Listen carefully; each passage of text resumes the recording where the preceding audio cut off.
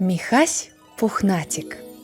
Ужо другі дзень Настусі здавалася, што яе пакой быццам апусцеў. Чагосьці не хапала. Хоць на першы погляд усё было на сваіх месцах. І столік, і ложак, і лялечная хатка. Але потым дзяўчынка ўсклікнула: «Мама, тата, а дзе Міхась пухнацік?» «Які пухнацік?» Не зразумелі бацькі. «Мой плюшавы мішка!» Тата чамусьці разгубіўся і паглядзеў на маму, а мама толькі развяла рукамі. «Мілая, у цябе столькі прыгожых цацак, навошта табе гэты стары мішка? Мы вырашылі, што ён табе больш не патрэбны, і аддалі яго суседцы». «Нічога вы не зразумееце!» Расплакалася Настуся. «Я расказваю яму свае сакрэты, падыходжу і шапчу проста на вуха, і ўвогуле мне яго дзядуля падарыў». Дзіўна, але толькі цяпер дзяўчынка зразумела, што мішка яе сябар, і яна яго вельмі любіць. Людзі часта пачынаюць шанаваць кагосьці тады, калі яго страцяць. Настуся не збіралася проста сядзець і плакаць. Яна разбіла сваю скарбонку, купіла вялікую коробку шакаладных цукерак і адправілася да маленькай суседкі, каб памяняць цукеркі на Міхася пухнаціка. Але шкодная суседка з'ела ўсе ласункі, а потым сказала, што той аблезлы мішка не быў ёй патрэбны, яго выкінулі на памыйніцу. Настуся выйшла з дому ў слязах. Яна разумела, што ёй ужо не знайсці свайго Міхася. Раптам яна ўбачыла, што ў двары валяецца самотны дзіцячы ровар. Дзяўчынка падняла яго, узлезла на сядушку і тут заўважыла, што адно кола пакамечана. «Дзіўна, што добрую рэч кінулі», — уголас падумала Настуся.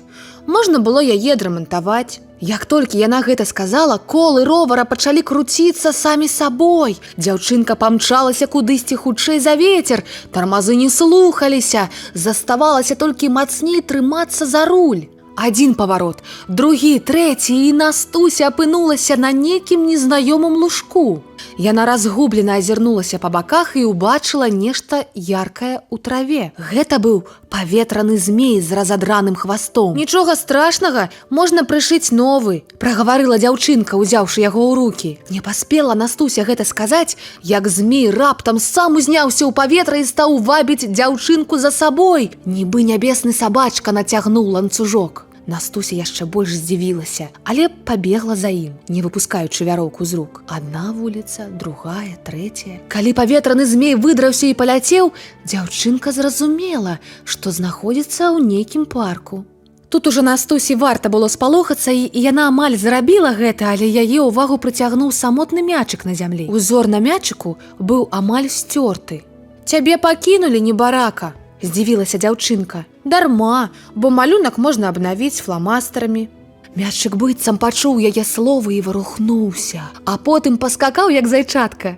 Настуся не вытрымала і памчалася за ім. Адно дрэва, другое, трэцяе. Дзяўчынка бегла, пакуль перад ёй не паўстала густая сцяна шыпшыны. Пэўна, не пралезці праз калючыя галінкі, але ж мячык кудысьці падзеўся. Настуся пачала абыходзіць шыпшыну і ўбачыла там адкрытую брамку. Яна ўвайшла і апынулася на паляне, заваленай дзіцячымі цацкамі. Многія цацкі былі зламаныя, у лялек бракавала то рукі, то ногі, самалёты нагадвалі бяскрылых птушак, а плюшавыя звяры былі выпацканыя і падраныя. Каля адной кучы цацак сядзеў хлопчык, які правіў драўляную машынку. Заўважыўшы Настусю, ён строга спытаў: «Што ты тут робіш?» «Не ведаю», разгубілася дзяўчынка. «Я нават не разумею, куды трапіла». «Гэта цацачны рай. Месца для цацак, якіх страцілі або кінулі іх гаспадары». Настуся нават падскочыла ад радасці. «А ці ёсць тут плюшавы мішка на імя Міхась пухнацік?» «Так, я памятаю яго», – нахмурыўся хлопчык. «Прыйшоў да нас учора. Толькі я табе Міхася не аддам. Ты ведаеш, што яго парэзлі нажніцамі і ледзьве не адарвалі лапу?» «Гэта зрабіла не я!» «Мажліва, ты кажаш праўду. Калі б ты дрэнна абыходзілася з цацкамі, то ніколі не знайшла б гэта месца. Вось што.